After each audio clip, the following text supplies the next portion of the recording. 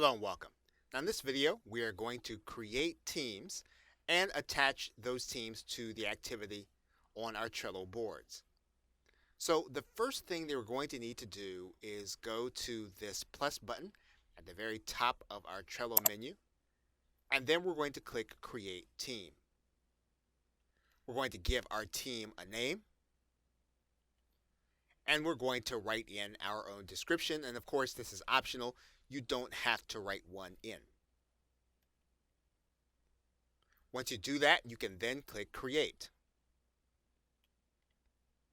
This will give you a team board and you can customize your profile.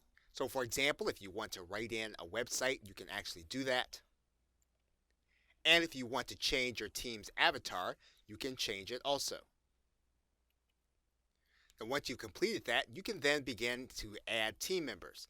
If you click the Members button, you can then begin to add members by their email address or by their name. Once you select individual, you can then click Add. Now there is a settings link you'll see here. The only thing that will be available in the settings link if you have the free account will be the team visibility.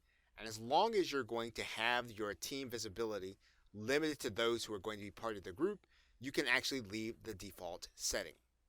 Now the team settings will allow you to create a new board specifically for your team. But it could be that you already have a board that you want to assign and give access to the new team that you just created. And if that's the case, we're going to go to the board that we want to add. We're then going to click this link that says Personal, and then we're going to add this board to a team. We can choose to make the board visible to the team, and it will allow any team member to join the board. So as long as they become part of the team where we invite them, they're going to be able to join this board also. We're going to click Add. And now all of the activity that will be created in the future will be visible to the team. Okay, so with that, thanks, and I will see you in another video.